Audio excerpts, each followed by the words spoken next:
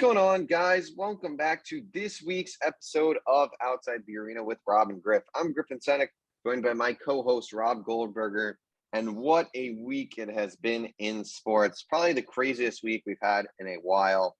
We've got news from so many different sports. It's insane. The NFL has been just a whirlwind with trades this week. We saw Russell Wilson, Carson Wentz, Khalil Mack all get traded within 3 days. The MLB lockout somehow is finally over. They got it done. The international draft was holding it up earlier in the week. I mean, just absolute a joke of a sport, but they're done. Free agency's moving. We're going to talk about that, kind of the next steps, what we think is going to happen. Obviously, college basketball, March Madness, I believe, starts in the next few days, which is incredible. Starts this week. So that's going to be amazing to watch. And, NBA too. Real quick, before I say anything about the NBA, just before we get started, we have a lot of new people watching the channel. I saw we had a lot of new viewers. Most people aren't subscribed. So if you're not, please like, comment, and subscribe on the video. We appreciate that greatly. Just if you haven't already, just drop a subscribe. Why not? It doesn't hurt you at all. But with that, the NBA real quick, Nets Sixers. I just want to talk about this for a couple minutes because, the Brooklyn Nets absolutely blew out the 76ers. James Harden with a horrific performance. Ben Simmons was there smiling on the bench. Real quick, Rob, your thoughts on that game and did it worry you at all? Does it concern you about the Brooklyn Nets and potentially how good of a team they might be? I'm a little concerned, obviously. Not about the Sixers, actually, though. I'm more concerned about the Brooklyn Nets. I just think when KD and Kyrie are playing like that, nobody's going to stop them. They weren't missing. However, my concern level isn't through the roof because there aren't going to be – the game was really over after about halfway into the first quarter – or halfway into the second quarter, I should say, about a quarter and a half in. The Brooklyn Nets could not miss, and the Philadelphia 76ers could not hit the ocean. It was ridiculous. There was a point in the second quarter where the Sixers were shooting 25% and the Nets were shooting 70%. That won't happen again, but I am a little worried about the Sixers' lack of perimeter defense for sure against a team like the Brooklyn Nets. And I have to say, I think the only way that this Brooklyn team could be tripped up earlier than expected is if they have to go play in Canada and Kyrie isn't allowed to play. I think that's the only deterrence that could stop them from getting where they want to be. Do I think the Sixers could still beat them in a playoff series? I do, but I'm a little worried about the lack of perimeter defense. But my concern level isn't through the roof. I don't think there won't be a shooting disparity. There won't be a shooting disparity like that again. I think these two teams are titans in the East. I think, you got the Bucks and the Heat, but these two teams, I think they're the two strongest teams in the East. I really do. And I think KD and Kyrie, when they're playing at that level, they're the best team in the world. They're unstoppable. Yeah, I agree. I think those are the best two teams. I think one thing that, it just shows you right now is that, at the end of the day, as good as James Harden is, he's not at the peak of his career anymore. He has probably had, his best seasons in Houston. And at this point, while he's a great player, has played great with the Sixers, he's not as elite as he has been. He's still very good and he's still an elite player. I'm not taking anything away from him. But I think, maybe it's safe to say that Sixers fans expected a little, just him to be a little higher. I don't know, but he's played great. Definitely not the performance you want to see. I just think with Brooklyn, this team is it went from a team with no depth to a team that, there's endless amounts of good players on this team. Seth Curry has been incredible. You've got guys like, Andre Drummond, Blake Griffin there who are, solid at this point as veterans in their, career. Goran Dragic. They obviously signed. Ben Simmons hasn't played. There's just so many different players. And obviously KD, who's just honestly the best in the world right now. As LeBron is sensational, you got, there's so many, the elite of the elite. It's really hard to pinpoint the NBA is really who is the best in the league right now. But Kevin Durant is top 2 or top 3. No matter what you look at, he is sensational. Kyrie Irving.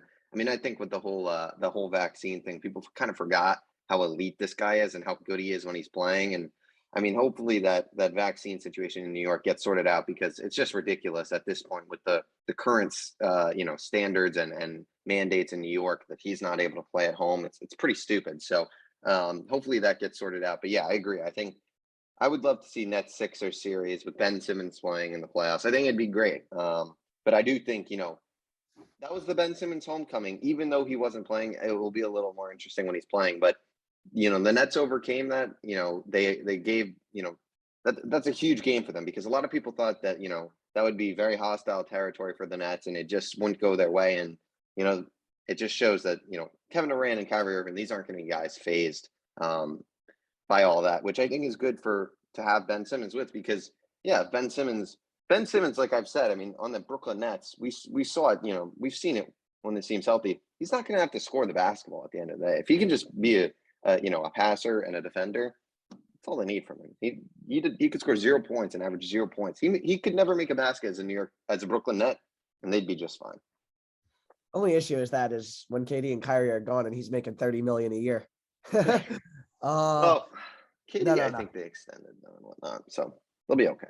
I think I do think with the Nets, it's just like Kyrie and KD have to be on they have to be on for that team to be that good. I know this is the Sixers fan in me talking, and it's really the NBA fan in me talking. I don't trust Ben in the playoffs, man. I really don't. I don't know how much they're better with him there, but against the Sixers at Wells Fargo, I don't know if they're better with him on the court. I really don't. Time will tell. We have no idea truly what will happen. Sure. I really want to see a Net Sixers playoff series, though. I really do. Yeah. I think it'd be fascinating. We'll talk more about the NBA as we get closer and closer to the playoffs.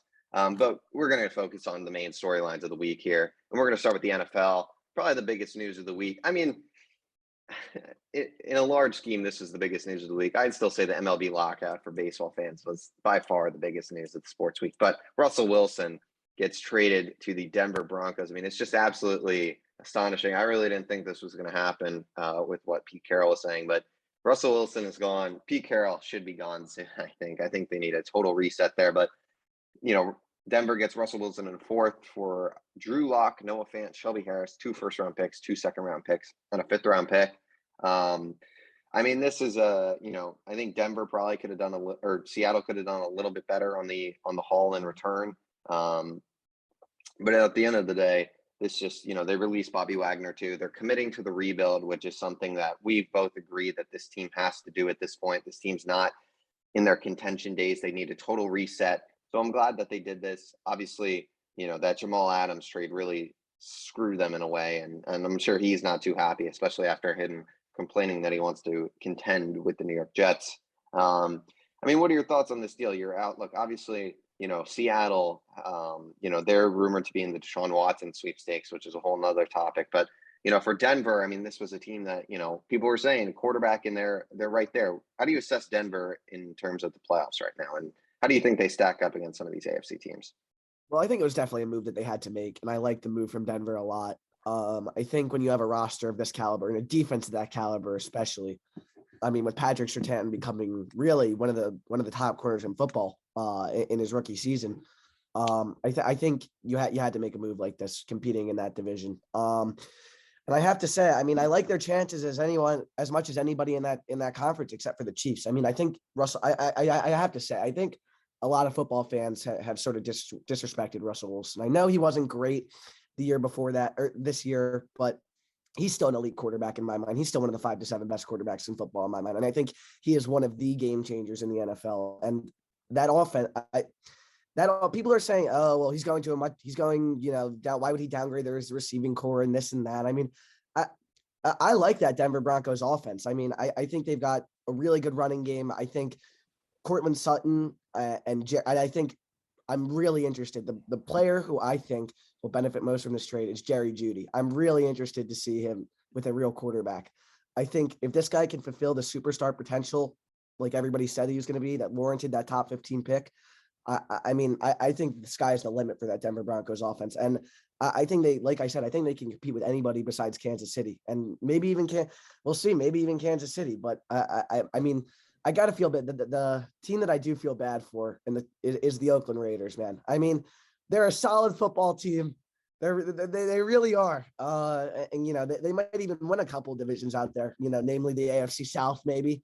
But they're the worst team in their own division, which is pretty crazy. And I think Derek Carr is probably the best quarterback to ever be the worst QB in his own division.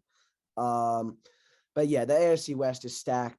I think it was a move. I know they gave up a lot of draft compensation, but it was a move that the Denver Broncos had to make. They couldn't be stuck with Drew Lock or another Teddy Bridgewater type of quarterback. And, I think on the flip side of that, we saw a team that's just committing itself further to QB purgatory, which is what the opposite of what the Broncos did with the Washington football team. And I think, it's just an example of a franchise going for it versus a franchise not going for it. Yeah, I mean, I think it's a very interesting situation. I think people need to pump the brakes a little bit on Denver, though. I saw the Vegas has them as the fourth highest for Super Bowl odds or something like that, which is I'm going to pump the brakes on that. I think this Denver Broncos team has the potential to be really good. But if we're being honest, I mean, this is not even the receiver's fault, but we haven't seen, like, outside of Cortland Sutton, like, Tim Patrick's had his moments, but, like, Jerry Jeudy has not done anything in the NFL. And that's what I agree with you, because Jerry Jeudy in college was a superstar. And I think that offense, the way they were using him was just putrid and horrific. So I'm extremely curious to see how Jerry Jeudy does this year. This is the make or break season for Jerry Jeudy. We're going to truly see what he's made of, how good he really is. If he has another bad season, it's just like, oh, he's not that good. But if he has a good season, obviously it's like, yeah, Vic Fangio in that system and Teddy Bridgewater obviously really screwed him. So I think we just got to, the Denver Broncos, we just got to see what's going to happen with them. That defense is good. I think people have kind of started to overhype it a little bit, though. Like, this isn't an elite defense in the NFL. It's a very good defense with a lot of good players. Justin Simmons, Pat Surtain, Bradley Chubb. I think if they bring back Von Miller, that'd be sensational for them. But this isn't one of the top 5 defenses in the NFL or any of that. And Vic Fangio, as bad of a head coach as he was a great defensive mind and really knew how to run that defense. And now that, you're bringing in an offensive mind, Nathaniel Hackett, I don't know who quite the defensive coordinator is for the Denver Broncos now, but, we got to see how that defense plays this year. I mean, it's just things where it's like, I think this Denver Broncos team is a playoff team. I think Russell Wilson is a fantastic quarterback, like you said, top 5 to top 7, and is a this is a ginormous move for them. But I just got to see a little more to really commit to them as a team that could beat the Chiefs or the Bills or even the Packers right now, just getting Aaron Rodgers and Devontae Adams back, or maybe even the Rams. I can't commit to them over. I have to see a little more from them. Even the Bengals, maybe. Like, I still could take the Bengals over them. Like, I just have to see these Denver players and see what they're made of, see what that defense is made of, and see these receivers shine with Russell Wilson. And I have no doubt that they can, but I just got to see, because right now, obviously Jerry Jeudy from college is getting hype, but if you look at the NFL, this guy's been below average. And I'm not saying it's his fault, but we just got to see. So that's why I can't put them at 4th highest as, Super Bowl favorites. I just can't put them that high quite yet, especially in that division when, the Chargers just made a move for Khalil Mack. I could easily see them, being better than Denver at this point. And Vegas Raiders, like you said, I mean, I think they'll finish last in that division, but a very, very elite worst team for a division. I mean, this division, it's an arm. Ian Rappaport, I think, called it an arms race, and I think that's exactly correct. I mean, this is ridiculous. I mean, I don't think I'd be surprised to see some more movement from these AFC West teams. I mean, Chiefs, man, the Chiefs haven't done anything yet. Their off season's gonna go. They're just getting started. But if they lose Honey Badger, that'd be really bad. Yeah, and I think with the Denver Broncos, I do think you make a good point about Fangio. I just think it's a move that if you're the Broncos, this is a move you had to make. Obviously, yeah. Because you couldn't continue like this. You couldn't continue with this Elway model of drafting a mediocre quarterback at the back to the middle end of the first round. It wasn't working anymore. You couldn't stick with Drew Lock anymore. And on the flip side, I'll switch to the Seattle Seahawks perspective real quick. I mean, I'm just not really I'm really interested to see what they do with Lockett and DK, because as of right now, it seems like they're off limits, which doesn't really make sense to me if they're committing to a complete rebuild, because I think you could definitely get a first rounder for DK, and you could probably get, some really good, maybe some day 2 compensation for Tyler Lockett. I'm not really sure, why they're so committed to hanging on to these guys. And the other question is for you, Griff, I'm curious, do you think they go quarterback at 9? I think they want to trade for Deshaun Watson is what I think they want to do, honestly. I mean, that's what we've heard, which is just very weird and perplexing to me that they just say, all right, let's trade for Deshaun Watson now that we just traded Russell Wilson, who's probably going to end up costing more than what they got for Russell Wilson. But the legal situation is interesting now, because obviously the criminal charges are dropped, but he still could face, I think, suspension and all that. I mean, it's very odd.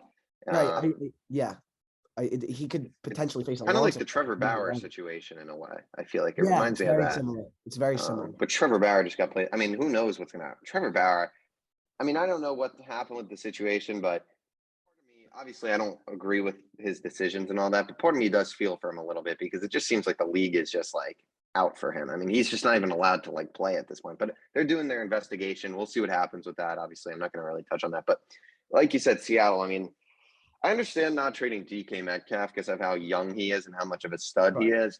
Tyler Lockett, I mean, this guy's what, 30 years old, probably, or Sure. something like that. Like, you got to trade him at this point for Yeah. as much value as you're going to get. Like, it makes no sense to hold on to Tyler Lockett because this team, even if they trade for Deshaun Watson, because look at, they just released their, all pro middle linebacker. Obviously, he hasn't been all pro for a little bit, but Bobby Wagner.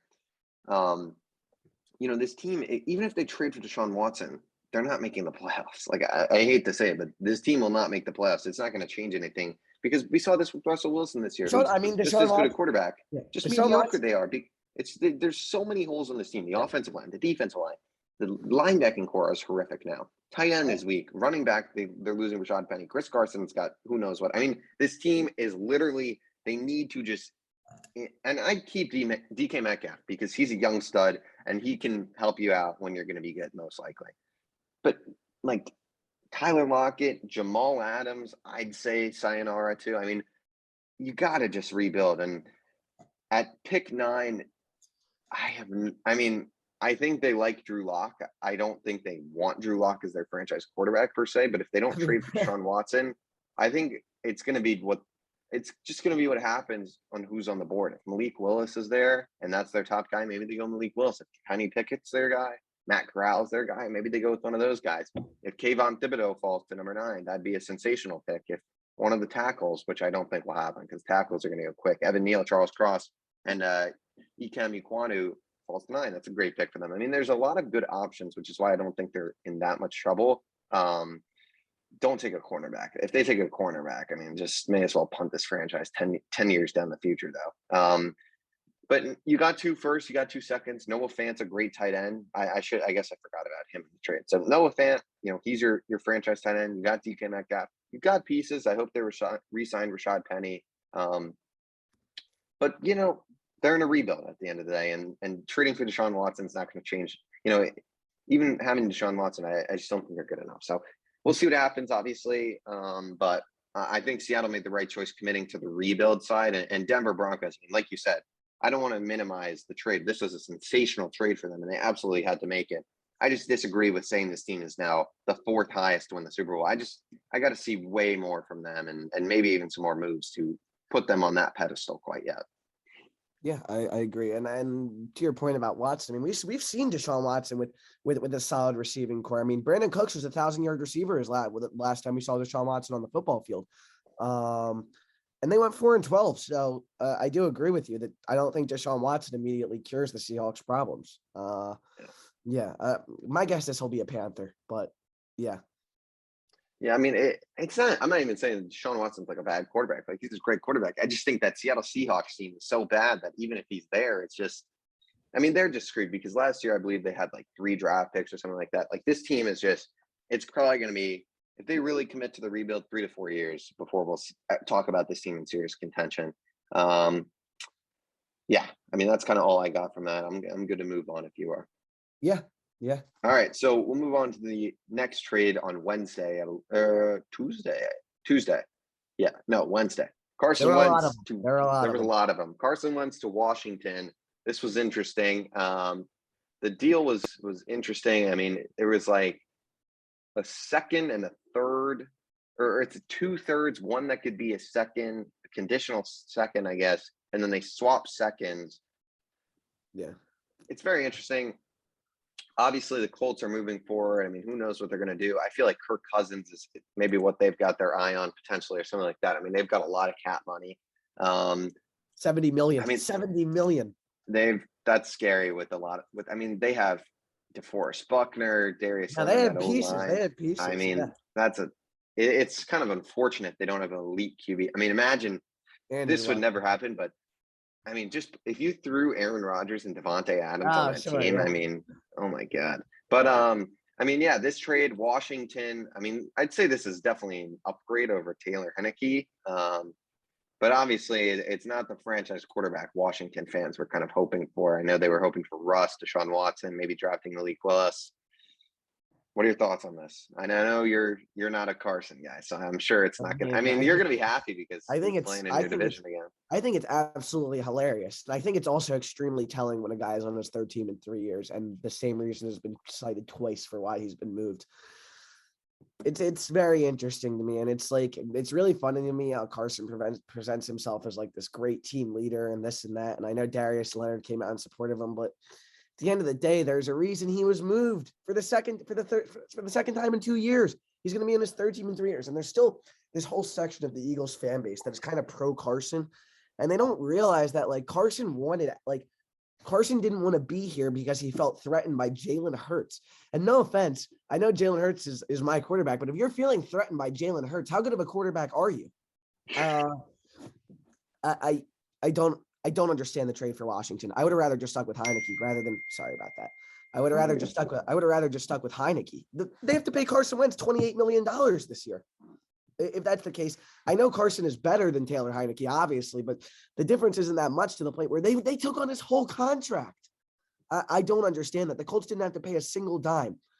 Their initial offer was a fourth and a sixth for Carson. I think that's sort of telling about how he's viewed around the league. It's a shame, man. It really is. I mean, this guy was this guy was going to win MVP in 2017. He was the future of the league at one point. And I mean, he's going to turn 30 without winning a playoff game. He's going to be a backup in a year or two. I mean, it's sad at this point. I mean, not for me because I'm an Eagles fan and I'm enjoying every second of it. But from a Washington perspective, man, I don't get it. This trade doesn't move the needle for you at all. They're going to have the exact same season they did last year. I don't get it. I really don't. And this really feels like they just missed out on one of the big three quarterbacks, Watson, Wilson, and Rodgers. That's really what it feels like. And this really feels like a panic move from the famously competent Washington Commanders. Yeah, not a great grade for me on this trade, even ignoring my anti-Carson bias. I just don't think this moves the needle for them at all, even in the NFC East. I don't know if they're better. I definitely don't think they're better than the Cowboys. I really don't think that they're better than the Eagles right now. I mean, I think Washington, I understand they wanted to get Terry, someone who could really get him the ball down the field, but to me, Carson Wentz is not the guy to move the needle. And I don't understand punting a year when you have some really good young defenders and you obviously have Terry McLaurin out there. It just doesn't make much sense to me. Yeah, I mean, good for the Colts. I think that, they did well in terms of their return. Obviously, that trade last year with what they gave up was unfortunate and didn't work out for them. But unfortunate. I mean, this is one of the weirdest trades, I think. I mean, it's very odd. Carson Wentz, I mean, at the end of the day, I hate to say it, but I just don't think this guy is, I don't think he's worried about his status in the league and all that, because at the end of the day, he's won a Super Bowl technically. He has a ring. Not technically. He's won a Super Bowl. Obviously, he wasn't on the field for it. He won a Super Bowl, and he's made probably $100 million by now, almost, or something like that. I mean, this guy's set for life. It doesn't really matter at the end of the day what he does. And I think that's probably his mindset at this point, potentially even too. I mean, you hear this guy's on a great team and not a hard worker. Sometimes that happens with guys who just, they get their ring early on, they get their payday. What else do they have to do if they're just, average to, a little above average? Some of them just don't care. They just collect their paycheck and move on with their life, and they don't really care, And for Washington, I mean, it's like you said, you're just putting yourself in. I mean, it's a more expensive Ryan Fitzpatrick. He's better than Ryan Fitzpatrick, I'd say for sure. But I mean, it's just mediocrity. I mean, it's just at the end of the day, and I think that's the difference between the Colts and Washington here. The Colts are done with the mediocrity, and that's what you see with Jim Irsay and all that. They don't care. They're done with this. I mean, they want to find a true elite quarterback. But Washington's just okay settling, and it sucks for the fan base. They've got a really talented team. They've got a lot of good players. I think this team should have, I heard that, obviously they tried for Russell Wilson. They couldn't get Seattle to trade him within the NFC. Deshaun Watson would have been a good fit, but obviously that didn't work out. Rodgers stayed. So it's just unfortunate. And, I think they made their move because they wanted to, evaluate the rest of their offseason with their quarterback. I think Malik Willis would have been a better option, even though I think, it's a case of this team just wanting a veteran quarterback. I don't know, man. I mean, it's very maybe funny. this team can make the playoffs. Maybe not. It's definitely funny when you bring up that veteran quarterback aspect of it, because the most commonly knocked trait that Carson has really is that he's not a leader. Everybody says so. It's the reason he was pushed. People say it's one of the primary reasons he was pushed out of Indy. There was a story that came out the other day in ESPN, and it was reported at the time that apparently a group of injured players, Eagles injured players, I don't know if you remember, but during the Eagles Super Bowl run, they had a lot of injured players, a lot of key important players. Jason Peters, Darren Sproles, Carson Wentz were all injured. And apparently Carson expressed some displeasure with the injured players that they were making a run at the time. And Darren Sproles got in his face and was like, what the hell are you talking about? And there have been stories that leaked all throughout his Philadelphia tenure. I'm going to link this story to you, Griff. Hold on. I'll find it later. But there have been stories about him not being the greatest locker room presence throughout his entire Philadelphia tenure. I mean, he really had a big fracture with Doug Peterson at the end. And the Colts want a leader at quarterback, simply. And I don't blame him. It sucks that such a great roster for the Indianapolis Colts was wasted like that for a year, because this is a team with a quarterback that could go win a Super Bowl. If they had a top 10 quarterback, I would put them among the favorites in the AFC. This team is really good at almost every other position. They could probably use another receiver. Yeah. But I just think Carson Wentz, it set them back a little bit. And I'm glad that they were really able to recoup some of their losses, but I don't really understand this like extensive Chris Ballard praise when it's like, oh yeah, you flipped like a beat up car for something nicer, but like you still got scammed by the guy who gave you the beat up car. You know what I mean? It's just like, it sucks for the Colts. It sucks that the talented rosters being wasted. And I don't really understand this Carson Wentz trade for the Washington Commanders. I think it's really basically what you've made. It's a lateral move to me. Yeah. Last thing before we wrap up on this, I mean, I think that, I think with the Colts side, obviously, it didn't work out. I think, Frank Reich I think he was Carson Wentz advocate number one. He really believed in him. He believed he could get him close to that MVP form. And, there's reports that he, apologized to, Jim Irsay, Chris Ballard, and all that. And, I think there was definitely some, I think it shows how much they trust Frank Reich and believe in him as the head coach of that team and want what he wants. And, at the end of the day, now matters. They gave him his shot with his guy, and now they're going to construct the roster the way Chris Ballard wants them to, and they'll get the quarterback that they want. Kirk Cousins, Derek Carr, I think would be quality options. I agree with you. This team definitely needs a wide receiver, though. Maybe Allen Robinson, but I don't even know. Like Allen Robinson, I guess is a solid piece, but he's another guy where I think he's still elite, but at the same time, I'm kind of like, let's see. Like we got to see him, get back there, because at the end of the day, having that horrific of a season, at some point, you've got to kind of be like, okay, maybe, because Darnell Mooney found success on that team. So there's part of me that's like, maybe he's kind of in a downward spiral, but at the same time, I'm like, that Bears offense with Matt Nagy was just horrific. So he's another one of the guys that I just want to see. I hope he gets paid, though, because the Bears just held him hostage for a few years now. I mean, it's just sad to see. So I'm glad he'll hopefully, I mean, he should get, a decent bit of money in this free agency market, because he's arguably the top wide receiver available at this point with all the franchise tags. So good for him. And then real quick, I mean, this one's probably we won't talk probably as long on this one, but Khalil Mack to the Chargers. I mean, this is they traded, I believe, a second and a fourth, or second and a fourth, right? For Khalil Mack. Yeah. The Bears. Yeah. The Bears committing to the rebuild at this point with Justin Fields. They're trying to get more draft compensation. This is a very interesting move, though. The LA Chargers. I mean, this is a team that defensively definitely needed a bit of a boost, and this definitely could provide them that. I don't think they're done by any means, but they re-signed Mike Williams. They traded for Khalil Mack. They still got money to spend. What do you know? I mean, I'll be honest. The Chargers look good right now. I think that they're having a really strong offseason.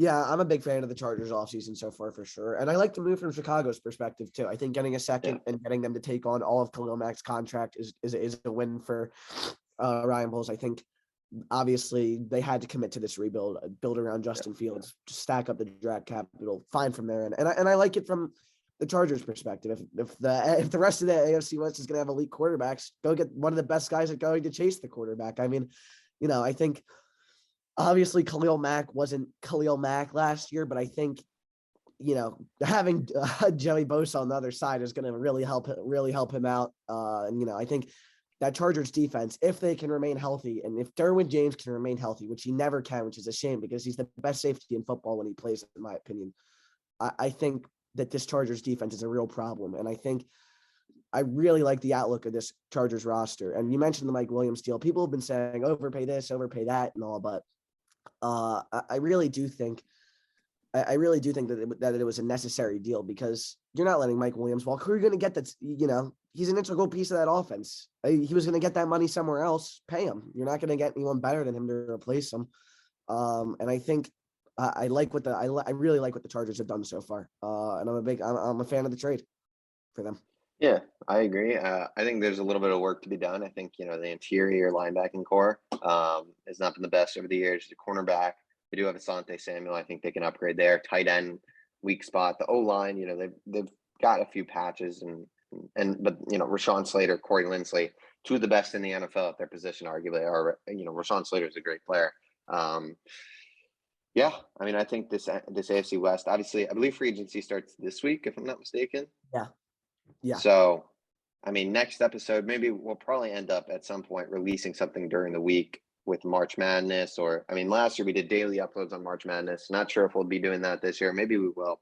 We'll figure that out. But definitely probably something on NFL free agency in the middle of the week. But yeah, I mean, I think that kind of does. You got anything else on the NFL? Obviously, Rodgers re-signed, but I mean, it's kind of hard to talk about that right now, to be honest. I mean, there's not much more to say on it other than we'll see what happens with the rest of that roster, and then we can evaluate where the Packers stand. Yeah, I mean, the Packers. I'm not surprised, to be honest. I kind of suspected that he was always going to line back up there again. Yeah. I'm just a little confused on the terms of this contract. He's coming out and saying it's not true, but he's come out and said that before, and then it does turn out to be true. I don't know. I'm so confused. I think it's just not done yet, would be my guess. Like, he's staying, but it's not finished or whatnot. Yeah, the whole Jordan Love pick is interesting, but I do want to get to the MLB. And that's discussion for another time, that Jordan Love pick. Yeah.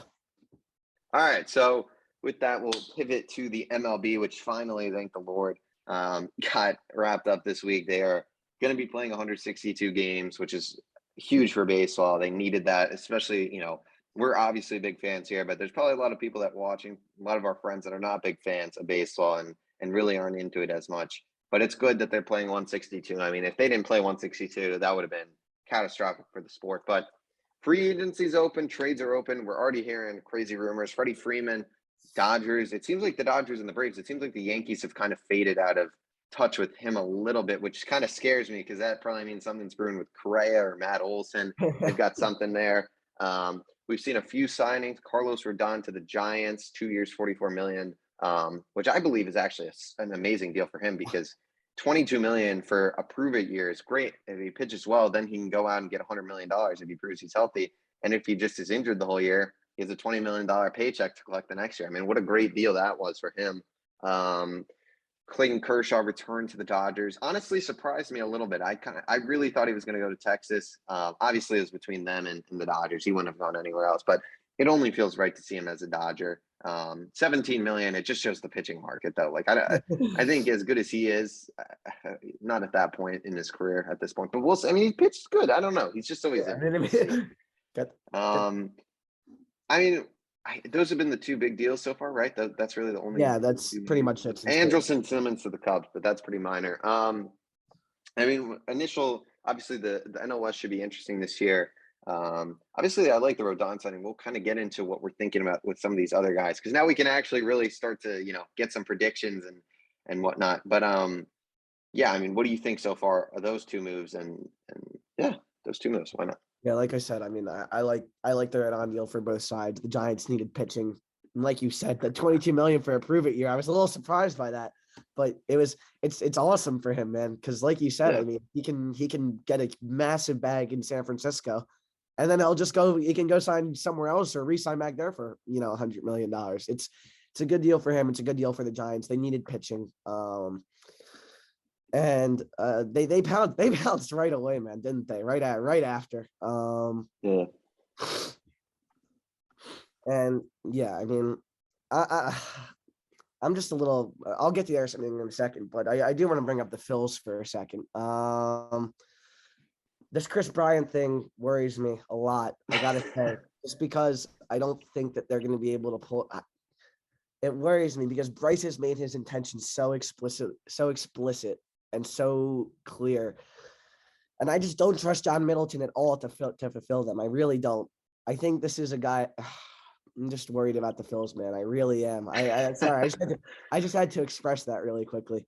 But yeah, I mean, I think the Clayton Kershaw deal for the Dodgers, he's not going to end his career anywhere else but Los Angeles. I mean, I think yeah. it's only right. One of the baseball's all-time legends and be a one club man. I think, like you said, the pitching market, I think we're about to see a lot of money being tossed around. And it's funny to me, this is sort of a almost a non-baseball watcher perspective, but it's not because I am, but after all this stinginess and over hundreds of thousands of dollars, and now these $100 million contracts are being given out, Yeah. the next day. It's crazy to see. But yeah, the pitching market is going to be nuts. And I like this deal. I think the Dodgers, they don't really care about money, as we know, at all. They will literally set it on fire, and they have in the past. And I mean, it makes sense for Clayton to go back there. I mean, I don't really think there's too much to discuss with that deal. It just sort of made sense. But yeah, I mean, what do you think about Carlos Correa, Griff? Where do we think he's going? I still think Chicago. Yeah, I mean, I want to real quick talk about the Dodgers real quick just before I Okay. touch on Cray. I mean, the Dodgers are a very interesting team because obviously they really want Freddie Freeman, but if you look at the Dodgers offseason, I mean, obviously they've re-signed Kershaw, but they've lost a lot of players. I mean, they've lost now Corey Seager, Max Scherzer, Kenley Jansen's a free agent. So this Dodgers team is definitely going to look different than it has in past years. And that rotation, Trevor Bauer, obviously he's, who knows, a very Who big knows? question mark right now. So right now they have Walker Buehler, Kershaw, Urias. I mean, that rotation really isn't as strong as you might think. I mean, they've got some guys, but it's not at that level that it has been, which is very interesting. But yeah, I mean, Carlos Correa, it's so tough to say what's going to happen with him. I don't think the Cubs are out on him because of Andrelton Simmons on a 1-year deal. I don't think that's the case at all. I think No. Andrelton Simmons is a quality player. I think if anything, he's just a backup option. If Correa doesn't work out, that they at least can say, "Oh, we have Andrelton Simmons. We feel decent about that." I do think that's their. I do believe that's where I think he's going to go. I think the Yankees, you can't forget, but I just don't know if the Yankees are going to spend that type of money on him right now. I wouldn't rule out a Houston return. I think they might even just cave in at some point and just say, "Fine, here's how much ever money." I just don't know if he's going to break Lindor's contract at this point, though. I think because of the timeline, I think it's a very interesting situation.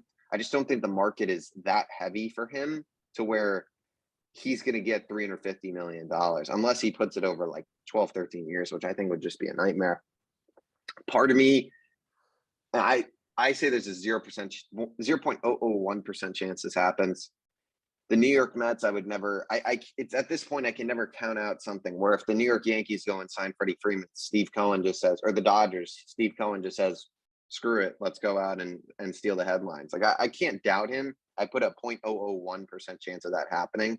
I don't believe that's going to happen. That's just the Mets fan and me trying to give an ounce of hope. But I think the Cubs are still the team. I wouldn't. Yankees make sense, but I don't know, man. We'll see.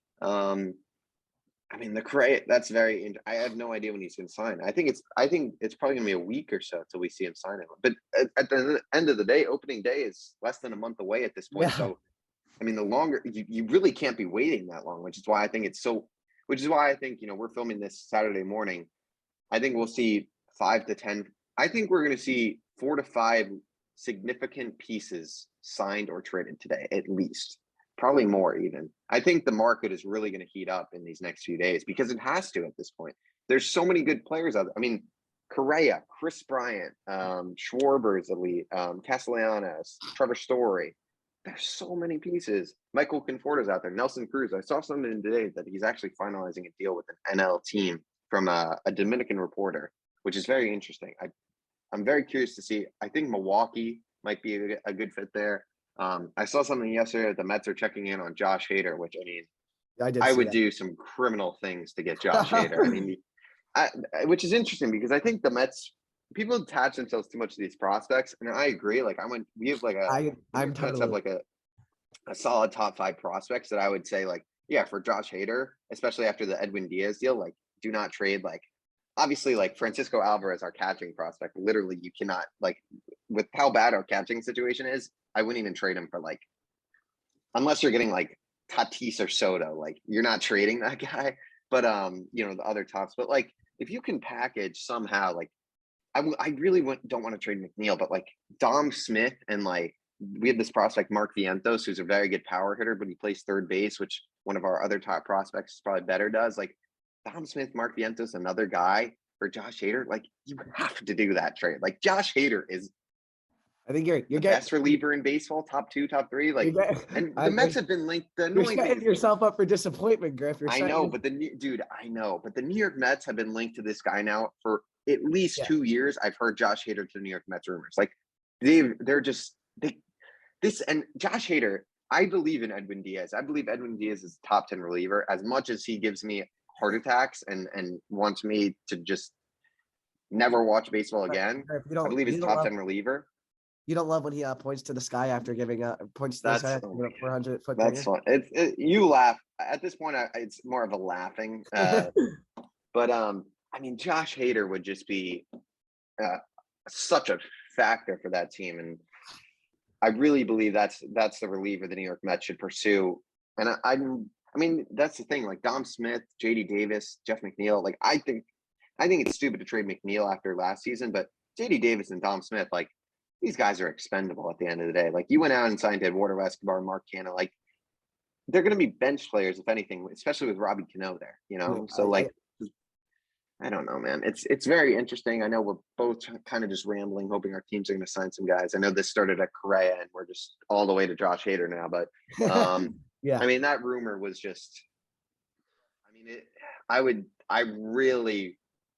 that's the guy I want, and I want them to sign him or I think Kyle Schwarber would just be a fantastic piece for the New York Mets as well. Which I know you want him for the Phillies. No, I think Kyle Schwarber. He's a Philly. I think he's a Met or a Philly, if I'm being 100% honest. I think those two teams are just I think it's just a good fit. Both of us need him very badly. He could club. Oh my God, Griff! He would club 40 home runs a season in CVP alone. Oh my God, he would destroy. City Field too, though. Right field, City Field is nothing. No, yeah, I know. Listen, I'm aware. I'm getting myself all excited, and I'm expecting Kyle Schwarber and Chris Bryant, and we're gonna end up. The only guy is we're gonna leave with Jan Camargo and nothing else. It's gonna be. I don't know. Just keep Bryce happy. That's all I ask. Keep him happy. Chris Bryant is interesting, and I'm a little worried about signing Chris Bryant to a long-term deal. What about you? I mean, I know you want him, but there's definitely been some regression, and he had a great first half, but with the Giants, he really was not too good. Like I'm definitely a little worried about Chris Bryant at this point, and he's 30 years of age. Listen, what do you think? Are you worried or? No, I'm not. I got to be honest, because the alternatives are shy. It's just a matter of like, even if he's not up to peak Chris Bryant's standard, like he's just so much better than the alternatives. It's not even funny. Like at a certain point, we're going to have to compete. We haven't made the playoffs in 10 years. I mean, Griff, I know you think you're a poverty franchise, and you are to an extent, but before Preco and Wilpon, Yeah. Wilpon owned. But even you guys made a World Series. I mean, it's like we haven't made the playoffs in 10 years. We haven't even sniffed the post. Doesn't even come close. I mean, he's so much better than the alternatives on the left side of the infield. Our third base situation for so long has been so bad. And I like Alec Bowman. Alec Bowman, yeah. And I like Alec Bowman a lot. I think he's fine. I think he's a fine young player, but like, you're not passing up on Chris Bryant. I mean, Alec Bowman can't even play deep. Have you ever seen him try to play third base? It's he's so bad defensively. He's so bad defensively. And it's just like we'd have more success playing you at third base. So am I worried he might not be up there? Am I worried that if we give him a long-term contract, he might not be up to peak Chris Bryant form? Sure, I'm a little worried about that, but he's so much better than the alternatives that it just offsets it for me. Yeah. What would you get? How many years and what per year would you like to sign him at ideally? Like, what do you think you could get him at that you'd be happy with? Well, at a certain point, it kind of seemed like Chris Bryant. It's interesting for Chris Bryant because I think at one point he was expecting to be the highest paid player in baseball. I think he was expecting to be, this super mega deal a couple years ago, obviously. Yeah. But I don't know. What they offered him, the Cubs offered him over 200 million, and he turned it down. Yeah, actually. Oh, I'm just. He's not touching 200 million. No, we can he's say not. that. I mean, I really don't know here, Griff. I don't think you can give him. Here's what I say. Yeah. Give him more than 5 years. I think 6 years, but if that's what it takes, you're gonna have to do it. But I think 5 years. I mean, I think by the time Chris Bryant is like 35, 36, and this guy's gonna be a bench player type deal. Like, I think he's a great player, but I just don't think. I think you can't really, when you're looking at a trade, I understand that you have to look at. Bro, and we just signed the New York Mets. Like, this is what we just signed Starling Marte to play center field, so he's 37. Like, you have to do it at some point. I'm just saying, like, it's just the unfortunate side of the deal. But Starling Marte, I think he's a great player. I think he's going to probably be a very solid contributor for 2 seasons or so. But to get him, you just got to do some stupid things sometimes, And I think you made a good point about just back to something you said earlier, and that sort of relates to it about overvaluing prospects and young players. And I think every fan base does it. And it happens across every sport. And I think franchises are crippled by it almost sometimes, where they refuse to give up this extra young piece to get that thing that'll push them over the edge for a championship. And the teams that do it are always successful. The teams that go all in are always successful. Like you can't be frugal when it comes to prospects because you need to know what you're getting right now. And if you have a championship caliber team, and if you really believe that you have a roster that can compete, go get the pieces that can compete. Screw your young players. They can sit or they can be traded. Go build a team that can win a championship right now. And that's what the Mets are trying to do. I hope it's what the Phillies are going to do. I don't have faith in John Middleton like you have faith in Steve Cohen, but I just think you made a really interesting point about overvaluing young players and young prospects. And I think it's something that you see far too often. And I think it cripples franchises sometimes.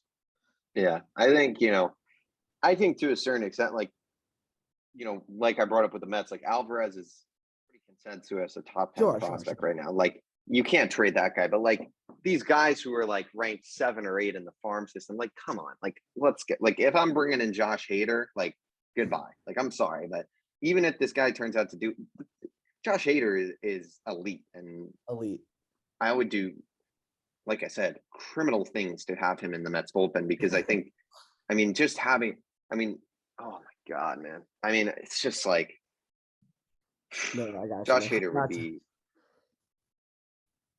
it would change the team. But all right, moving on to, real quick, Freddie Freeman, what do you think is going to happen with that? Do you think he's going to go to the Dodgers? Do you think the Yankees maybe super? Do you think? I just can't see him not on the Braves. I just feel like he'll give them every chance to match the offer, and I feel like at the end they're gonna have to say yes to it. I feel like. I got to be honest, Griff. I really did agree with you up to a certain point, but the more and more that this persists, the more and more I get the feeling he's going to sign somewhere else. I agree.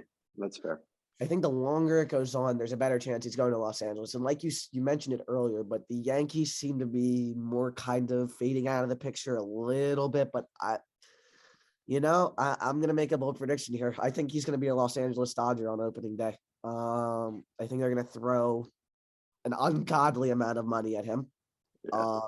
I And think he's like you getting said, like 35, 40 million, something yeah, crazy. yeah, and I think, like you said, he's given the Braves every chance to resign. But the longer this goes on, the Braves can't believe they're going to let him. It's almost mind breaking to think of Freddie Freeman not on the Braves. And God, please God, let it happen. Please God, let it happen. But Yeah, I mean, if I that mean, happens, the New York Mets instantly are the favorites the in that favorites in division. the And East, yeah. yeah, But I mean, you know, I'm where are the Braves? I understand that they're the reigning World Series champions, but where are the Braves without Freddie Freeman? You know, where are they? it's good You because know, they've got Acuna coming back, Soroka coming back. It's very hard to say what. I mean, I think it's still when I was actually thinking about this last night, I was like, the Atlanta Braves won the World Series. Like that just kind of yeah, happened. Like yeah, I don't right. even think of them as the World Series champions. Like it's so weird. I Like think, yeah, I think it's mind. the lockout definitely changed the perception because I think everybody became so disillusioned with baseball in such a short period of time that we forget. I just forgot that like they won the World Series, but man, that would be so bad if they don't sign Freddie Freeman. But like you said, I mean, I think usually these reporters sometimes they're not right in their information, but when you start to hear a lot of talk about certain names, it means these guys are close. I mean, we've seen this, for instance, like the Max Scherzer time with the, when he was signing with the New York Mets, like you could kind of tell stuff was, picking up. Trevor Bauer, for instance, last year too. Like you kind of can get the consensus when he's going to sign. I think Freddie Freeman signs this weekend. I think a lot of players are going to sign this week. I mean, we might see 50 guys sign this weekend or something like literally because camp starts and once games start, you don't want to be missing all this time. So, man, I have I agree. Like I lean Dodgers, but then part of me is just like I just can't see him elsewhere. So maybe I don't know. I think the Dodgers are. I think they'll probably get him. I don't know, but maybe this is all Freddie just doing this to get more money from the Braves, and he's going to sign with the Braves in the end. I mean, we don't know what Freddie's thinking at the end of the day. Yeah, and that was my initial thought, but I thought he would have shut this down a while ago. To be honest, if that was the case, I think he would have been an Atlanta Brave already. If that, I think it just shows how poverty of a franchise the Atlanta Braves are right now. I mean, they completely, made so much money, and yeah, they're World Series champions, and their best player, as good as Ronald Acuna is, Freddie Freeman is more valuable on that team than Ronald Acuna, in my opinion. Which might be a hot take, but I believe Freddie Freeman is like. Well, but that contract Ronnie is on. I mean, is just unbelievable. And that's what makes it even worse, man. They are ripping off. Yeah, that's exactly. And Ronald Acuna.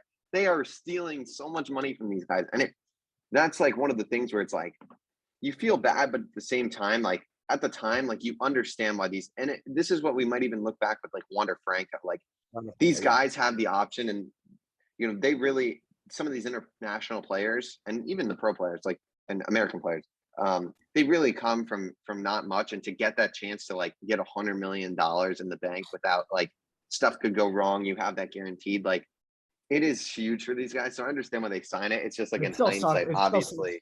Yeah, it still sucks for him though. I mean, yeah.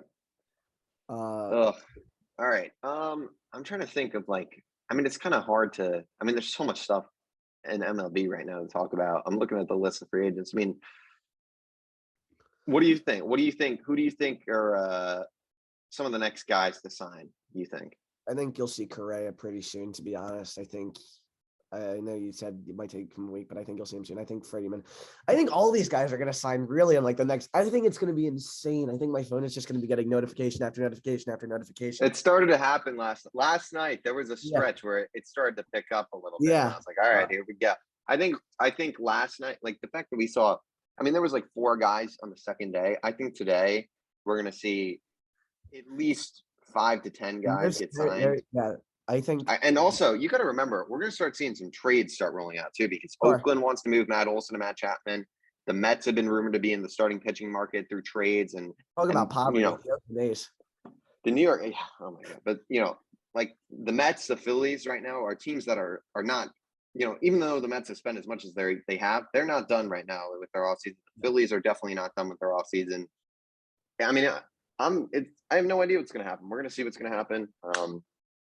And we'll talk about it next week. And if a lot of stuff happens, maybe we even release another episode. And And we'll definitely start next week. I mean, next week, there's so much stuff to talk about in sports right now.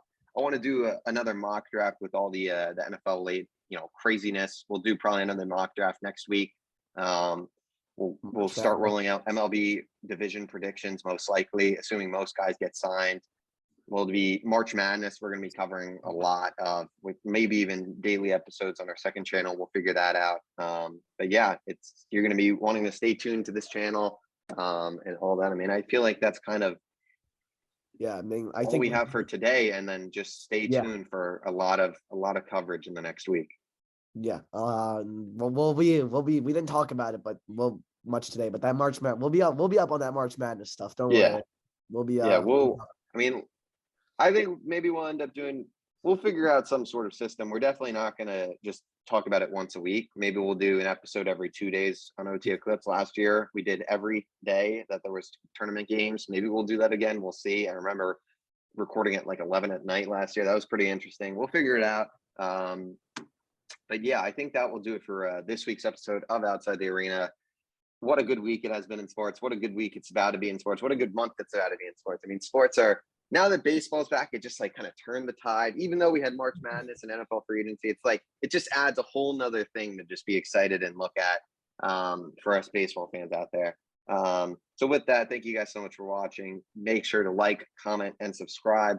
Follow us on Apple Podcasts, Spotify at Outside the Arena. Follow us on Instagram. Our Instagrams will be in the bio. Our podcast Instagram at Outside the Arena Podcast. And with that, stay tuned for lots of coverage this week, and enjoy these weeks of sports, because this is truly a peak potentially for the year. I mean, this is the best March. This is March, as they like to say, and we'll be sure to cover every second of it. And we'll see you all next week.